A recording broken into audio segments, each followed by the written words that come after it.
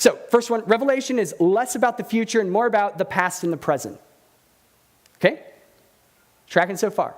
So, Revelation is not about what's going to happen at the end of history, at least most of it. If you get to parts of 20, and especially 21 and 22, John eventually has this image of a renewed heaven and renewed earth, right? And it's this beautiful, picturesque kind of place. It's where heaven comes down and intersects with the earth. And this is what we often call in the Christian tradition the new creation, the renewed creation, heaven and earth joined as one. The ultimate point of the Christian story is that heaven and earth become the same place.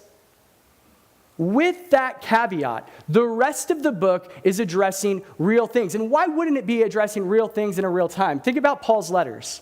How often do you read Paul's letters and think to yourself, wow, this must all be about the future? And they're like talking about, when you speak in tongues, right? And we never go there. Like we just don't. Like we read a letter from Paul and we say, in the first century, the people receiving this letter probably received it and said to themselves, this is relevant to here, now, today.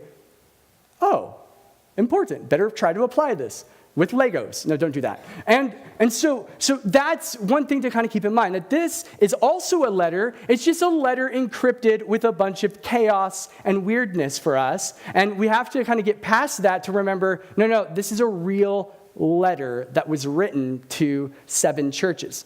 Here's another big idea. There is a crystal ball method versus a discipleship manual method. Do we read Revelation and think to ourselves, we shake it up and we watch the news and we watch those really fancy preachers who say, I saw on the news and I saw in Jerusalem and then I saw that they were making a new Ark of the Covenant. Boom, the rapture is here in like 3 days.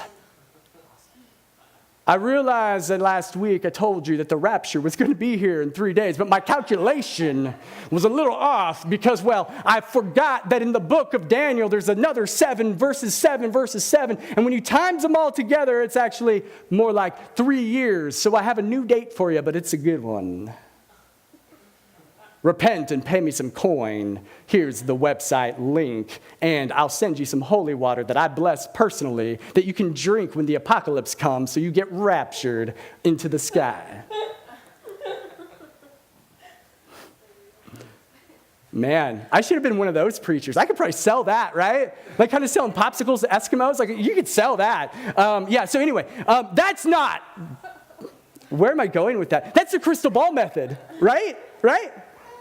But then there's the discipleship manual method that says this was written to real people in a real place in real circumstances where chaos was their norm. And it seemed as though they needed some handles for how to live the way of Jesus in a new situation. And so discipleship manual. Discipleship is just simply a word. How do we follow the teacher? Let's go to the next one. Weird images in Revelation aren't meant to be read literally. Rather, think of political cartoons. When you see a donkey, you think Democrat. Yay. When you see an elephant, you think Donald Trump. Okay.